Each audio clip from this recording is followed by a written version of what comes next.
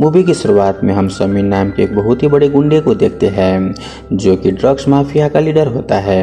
दरअसल समी को अपने ड्रग्स के लिए एक उपजाऊ जमीन चाहिए था। तभी समी को मालूम चलता है कि रुद्रकांड के जगह पर सबसे अच्छी ड्रग्स का खेती होता है और वहाँ की जमीन बहुत ही उपजाऊ है। तो समी अपने खास आदमी वर्धा के पास जाता है और उसे बोलता है कि मुझे पूरा रुद्रकांड के जगह मेरे कब्जे में होना चाहिए, तुम इसके लिए जो करना है करो, लेकिन पूरा रुद्रकांड मेरे अधीन में होना चाहिए। वही वर्धा भी पूरे रुद्रकांड को फोर्सफुली अपने हाथों में ले लेता है। दरअसल वो लोग अपने ड्रग्स के लिए गांजा उगाना चाहता था और वहाँ की जमीन बहुत ही उपजाऊ होने के कारण वो लोग अपने कब्जे में कर लेते हैं और इस तरह से समी पूरे रुद्रकांड को अपने कब्जे में कर लेता है। अब यहाँ से हमें साल 2002 का सीन हैदराबाद को दिखाया जाता है, जहाँ पर मूर्ति नाम का एक शख्स होता है जो कि एक अनाथ आश्रम चला रहा होता है।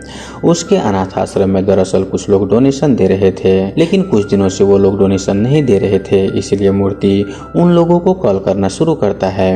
उनमें से एक कल रुद्रकांड में भी जाता है जो कि वहाँ के बहुत ही बड़े धनी आदमी होता है, लेकिन वहाँ पर उसके कॉल नहीं लगता। वही वहाँ के लोकल नेता और बड़े बड़े उद्योगपति डोनेशन देने के वादा तो करते थे, लेकिन कोई भी डोनेशन नहीं देता था। ऐसे ही कुछ दिन चलते रहता है। तभी उसी अनाथ आश्रम में रह रहे राम नाम के लड़के अपने दोस्तों से बोलता है कि हम लोग पढ़ लिख कर बहुत ही बड़े आदमी बनेंगे, चाहे जो कुछ भी हो।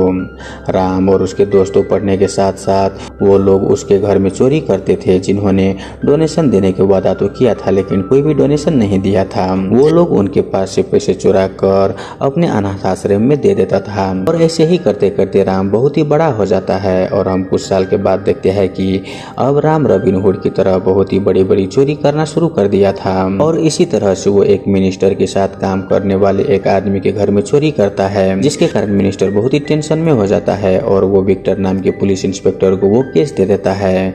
वहाँ पर विक्टर बोलता है कि मैं रॉबिनहुड को हर हाल में पकड़ूंगा और वो इसके लिए दिन रात एक कर देता है। वहीं एक दिन रॉबिनहुड सोना चुराता है और उसको बेचने के लिए एक जगह पर जाता है। वहीं विक्टर को उस लोकेशन के बारे में मालूम चल जाता है और वहाँ पर वो अपने लोग लगा देता है। वहीं रॉबिनहुड को ये बात मालूम नहीं होता, लेकिन वो किसी भी तरह से गोल्ड बदल कर सारा अमाउंट ले लेता है। वहीं जब ये बात विक्टर को मालूम चलता है कि रॉबिनहुड यहाँ पर आकर भी चला गया, तो इस बात से उसे बहुत ही झटका लगता है कि आखिर रॉबिनहुड उससे कैसे बच गया। अब यहाँ पर रॉबिनहुड अगली चोरी की तैयारी में लग जाता है और इस दरमियान में वो एक अपार्टमेंट में जाता है जहाँ पर वो चोरी करता है, लेकिन विक्टर को मालूम चल जाता है कि रॉबिनहुड उस अपार्टमेंट में है और वो वहाँ के सेक्रेटरी बहुत ही टाइट कर देता है। वहीं रॉबिनहुड जो लॉकर के रूम में जाता है उसको भी लॉक कर दिया जाता है ताकि उसे कोई भी खोल ना सके। अब जब रॉबिनहुड अंदर जाता है तो वो लॉक हो जाता है। यहाँ पर रॉबिनहुड एक मास्क लगा लेता है ताकि उसका फेस कोई भी ना देख सके, लेकिन वो बाहर नहीं जा सकता था। इधर विक्टर रॉबिनहुड को पकड़ने के लिए अपने सारी फोर्स के साथ अंदर पहुंच जाता है। वो लोग उस रूम में जाता है, लेकिन उससे पहले रॉबिनहुड ऊपर एसी रूम को खोलकर बिल्डिंग के टॉप पर चले जाता है। वहीं विक्टर भी उसका पीछा करके बिल्डिंग के टॉप पर पहुंच जाता है। अब यहाँ पर वो लोग रॉबिनहुड को पकड़ने ही वाला था, लेकिन तभी ऐन वक्त पर रॉबिनहुड राम के गेटअप में आ चुका होता है और वो उल्टे ही पुलिस वाले को बोलता है कि रॉबिनहुड कौन है, मैं भी उसे यहाँ पर पकड़ने आया था। यहाँ पर वो विक्टर को धोखा देने की कोशिश कर रहा होता है। ये सुनकर विक्टर अपना गन निकाल कर उसे पकड़ने ही वाला था, तभी वहाँ पर उसके एक आदमी आता है और बोलता है कि यह असली रॉबिनहुड नहीं है, बल्कि इसका नाम तो राम है। इसी शख्स ने रॉबिनहुड के खिलाफ केस भी दर्ज किया है। ये सुन विक्टर राम को वार्निंग देता है कि यहाँ से तुम चले जाओ, अगर तुम यहाँ पर दोबारा मुझे दिखा मैं तुमको ही असली रॉबिनहुड बताकर तुझे जेल के अंदर डाल दूंगा। और तो वो बोलता है कि तुम यहाँ पर क्या कर रहे हो। वहाँ पर राम बोलता है कि मैं भी आप लोगों की तरह ही रॉबिनहुड को ढूंढ रहा हूँ, उसने भी मेरे पैसे चुराए हैं। ये बोलकर राम वहाँ से चले जाता है। यहाँ पर सबको लग रहा होता है कि राम और रॉबिनहुड में कोई कनेक्शन नहीं है, लेकिन विक्टर को राम पर शक हो जाता है और वो अपने आदमी को बोलता है कि राम पर नजर रखो। खैर राम किसी भी तरह से वहाँ से बचकर अपने आश्रम में आ जाता है और अपने सारे दोस्तों से बोलता है कि अब से मैं रॉबिनहुड का काम छोड़ रहा हूँ, क्योंकि पुलिस अब उसके पीछे पड़ गया है। अगर ऐसा ही चलता रहा तो एक ना एक दिन पुलिस उसके पीछे पीछे इस अनाथ आश्रम में जरूर आ जाएगा। अगर ऐसा हुआ तो मैं ये सब सह नहीं पाऊंगा और इसीलिए मैं रॉबिनहुड का काम छोड़ रहा हूँ और मैं ये काम छोड़कर एक एक जॉब ढूंढ लूंगा और बहुत ही अच्छी से मेहनत करूंगा। अब यहाँ से हमें नेक्स्ट सीन ऑस्ट्रेलिया को दिखाया जाता है, जहाँ पर अभिनव बिसलिया नाम की एक शख्स होता है जो कि कैंसर के ट्रीटमेंट के लिए दवाइयाँ ढूंढ रहे हैं, जो कि वो मेडिसिन ड्रग से ही बनता है। वही अनुभव को मालूम होता है कि इसका ट्रीटमेंट इंडिया में है और इसीलिए वो इंडिया में भी एक कंपनी शुरू करना चाहता है। लेकिन वहाँ पर उसकी बेटी जिसका नाम नीरा होती है, वो अपने फादर से बोलती है कि मुझे इंडिया जाना है और वो इंडिया जाने के लिए जिद करने लगती है। लेकिन वासुदेव को ये बात पसंद नहीं आता और वो उसे भेजने के लिए राजी नहीं होते। दरअसल नीरू अपना आइडेंटिटी बनाना चाहती है क्योंकि वो अपना पापा के नाम से ही फेमस थी, इसलिए वो चाहती थी कि वो अपनी आइडेंटिटी अपने दम पर बनाए। लेकिन वासुदेव को मालूम होता है कि उनकी बेटी उतना इंटेलिजेंट नहीं है। वहीं नीरा को लगता है कि वो बहुत ही इंटेलिजेंट है और वो इंडिया जाने की जिद करने लगती है। वहीं वासुदेव अपनी बेटी की जिद के आगे झुक जाता है। वहीं दूसरी तरफ वासुदेव अपने दोस्त से मिलता है और उसे बताता है कि नीरा इंडिया जाने की बहुत ही जिद कर रही है, जिस पर वासुदेव का दोस्त बोलता है कि ठीक है, नीरा को 10 दिन के लिए इंडिया भेज दो ताकि उसका मन भी शांत हो जाएगा। फिर नीरा अपने पीए ज्योति, जो कि एक लड़का होता है, उससे मिलकर इंडिया के सबसे बेस्ट सिक्योरिटी ढूंढने के लिए बोलती है। यहाँ पर ज्योति नीरा के कहने पर वो गूगल पर सर्च करता है कि इंडिया के सबसे टॉप एजेंसी, जहाँ पर उसे एक एजेंसी मिलता है जो कि टॉप पर शो कर रहा था। वही हम देखते हैं कि उस एजेंसी में बूढ़े व्यक्ति काम कर रहा होता है। खैर नीरा के कहने पर ज्योति उस एजेंसी में कॉल करता है और उसे बताता है कि उसे नीरा के लिए सिक्योरिटी चाहिए। वहीं वो कल उस कंपनी का ओनर जॉन उठाता है। वहाँ पर वो अपना प्राइस बताने वाला था जो कि बहुत ही कम होता है। वहीं पास खड़ा राम ज्योति के अंदाज से समझ जाता है और वो जॉन के हाथ से मोबाइल छीनकर ज्योति से बहुत ही अच्छे से बात करने लगता है और उसे बताता है कि हमारी फीस $1,00,000 है। तब उसके कहने पर ज्योति उस एजेंसी के अकाउंट में $1,00,000 भेज देता है और फिर कॉल पर बात करने लगते हैं। यहाँ पर राम बताता है कि वो $1,00,000 हमारे पास आ चुके हैं और यह भी एडवांस है, काम खत्म होने के बाद हमें एक और $1,00,000 चाहिए, जिस पर ज्योति मान जाता है। वही उन लोगों का डिमांड होता है कि उसे एक प्राइवेट जेट भी चाहिए। वही ये सब देखकर जॉन शॉक्ड हो जाता है क्योंकि उसे लग रहा होता है कि वो लोग इतने पैसे नहीं देने वाले हैं और वो ये भी समझ जाता है कि राम ने कितने आसानी से इस बात को कवर कर लिया। खैर जिसके बाद हम देखते हैं कि राम ज्योति के पैसे से अपना पूरा ड्रेसअप ही चेंज कर दिया होता है और वो बहुत ही अच्छे से कपड़े पहनकर नीरा को एयरपोर्ट पर रिसीव करने के लिए जाते हैं।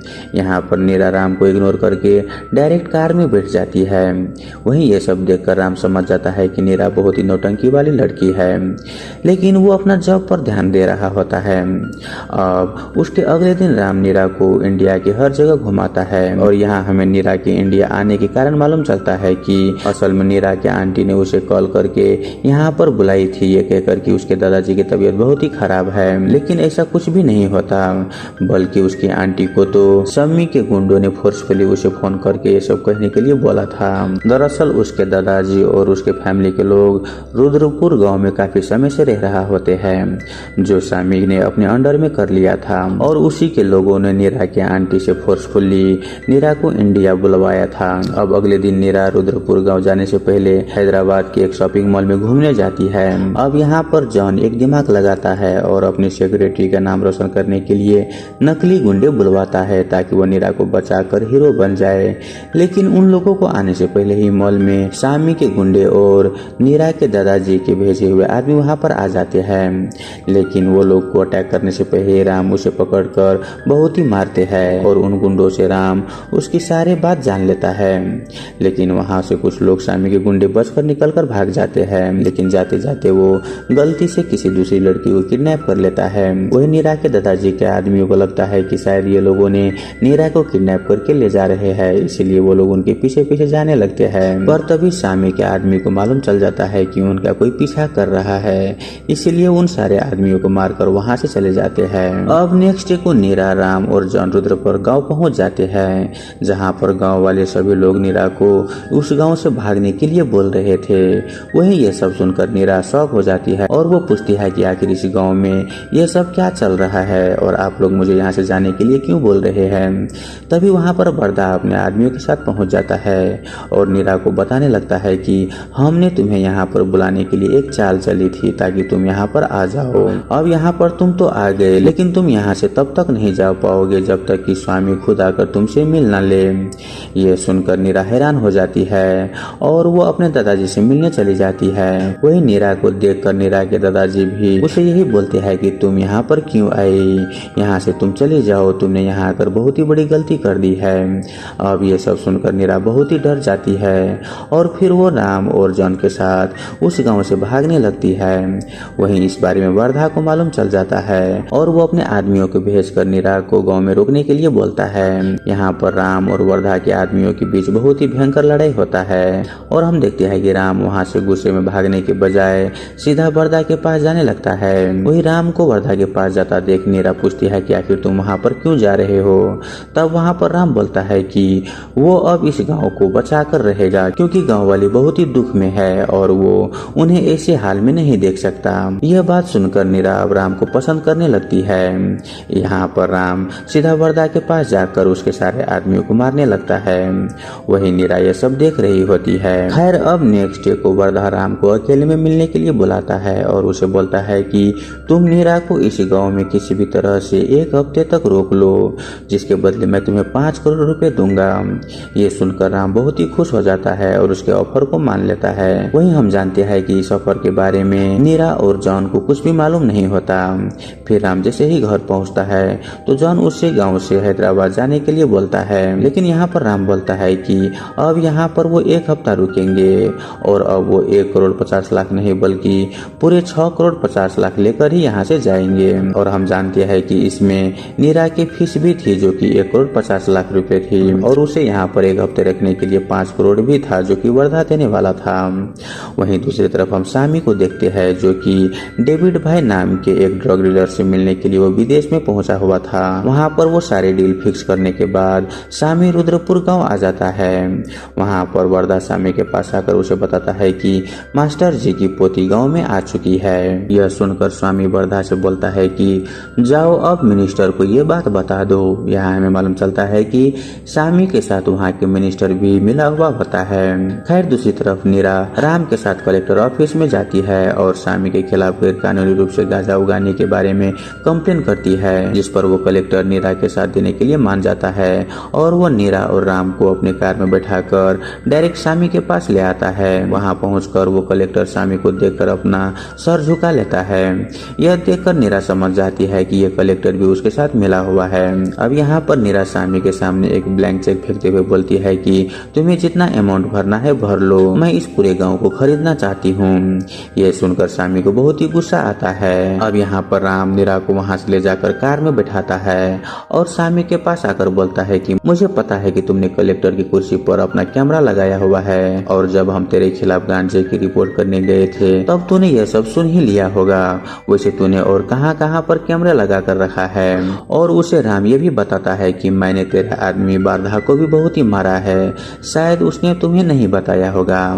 यह सुनकर सामी को बहुत ही गुस्सा आता है और वो राम को मारने वाला होता है। तब वहाँ पर कलेक्टर उसे रोकते हुए बोलता है कि हमें अभी कुछ भी नहीं करना चाहिए क्योंकि हमें पहले गांजे को उगाने के लिए सर्टिफिकेट चाहिए और उसके लिए हमें नीरा की साइन लगेगा, जिसके बाद हम पूरे इंडिया में अपने माल सप्लाई कर सकते हैं। अब ये सब सुनकर सामी उसे कुछ भी नहीं करता। फिर अगले दिन सामी के पास डेविड का मैसेज आता है और उसे बताता है कि डील डन हो गई है। वहीं ये सब सुनकर सामी बहुत ही खुश हो जाता है और अपने सारे आदमियों से बोलकर वो गांजे के पैकेट को बनवाना शुरू कर देता है। अब जैसे ही सारे पैकेट बनकर तैयार हो जाते हैं तो सामी डेविड को कॉल करने लगता है, लेकिन उसके मोबाइल में कोई भी नेटवर्क ही नहीं आता और यहाँ हमें मालूम चलता है कि वो मैसेज भेजने वाला और कोई नहीं बल्कि राम होता है, जिसके सामी को फोन को हैक कर लिया था। अब सामी जैसे जैसे लोगों को पैसे भेजते और कोई मैसेज करता तो उन सभी लोगों के फोन भी हैक हो जाता और सारे के सारे पैसे राम सीधा ऑर्फनेज को डोनेट कर देता क्योंकि राम का दोस्त एक हैकर होता है और राम ने यह सब अपने दोस्त की हेल्प से ही कर रहा होता है। लेकिन इसके बारे में सामी को सब कुछ मालूम चल जाता है कि उसका सारा पैसा एक ऑर्फनेज को डोनेट हो गया है। तब सामी अपने आदमियों को उस ऑर्फनेज में भेज देता है। वहीं इसके बारे में राम को मालूम चल जाता है। तब जल्दी से अपने दोस्त को कॉल करके सामी को फोन पर ऑर्फनेज के ऑनर में उसके फोटो लगाने के लिए बोलता है ताकि अगर कोई भी प्रॉब्लम आए तो सिर्फ राम पर आए और बाकी को कुछ भी ना हो। वहीं उसके दोस्त भी जल्दी से ऑर्फनेज का ऑनर में राम का फोटो लगा देता है। वही राम के फोटो देखकर सामी शॉक्ड हो जाता है। फिर वह राम, नीरा और उसके दादाजी को किडनैप कर लेता है।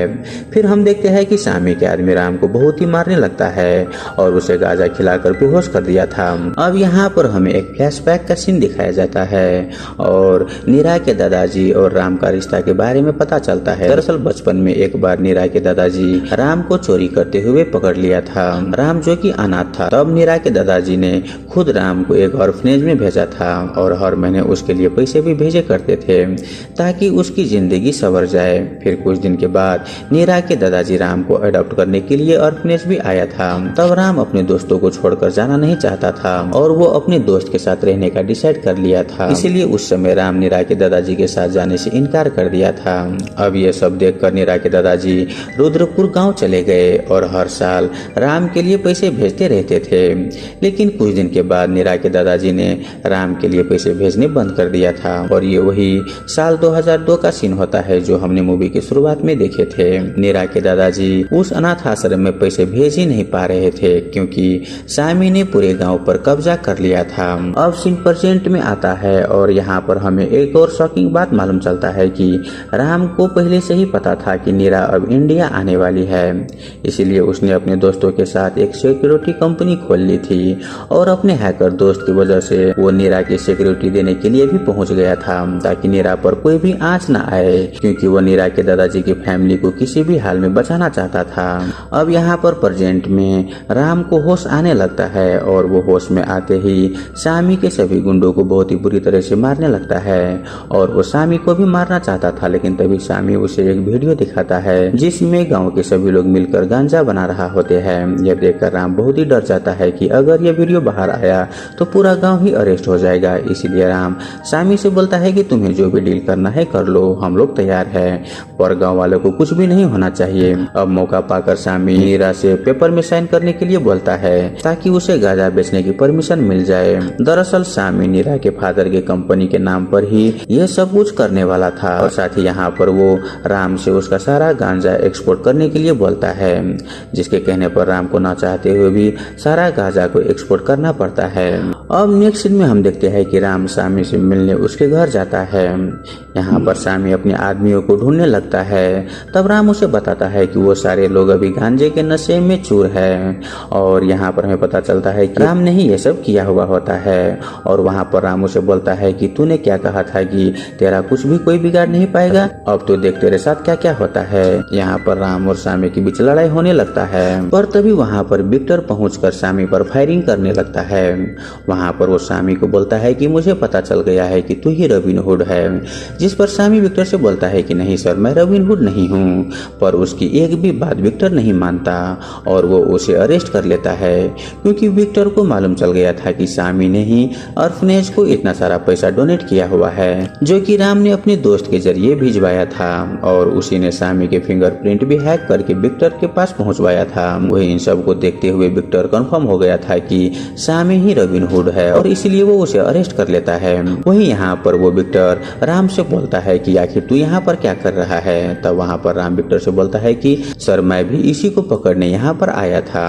अब यहाँ पर विक्टर सामी को पकड़कर जेल में डाल देता है और कुछ समय के बाद सामी से मिलने वहाँ पर मिनिस्टर आता है। लेकिन सामी की ऐसी हालत देखकर मिनिस्टर वहाँ से चुपचाप लौट जाता है क्योंकि वो किसी भी लफड़े में नहीं पड़ना चाहता था।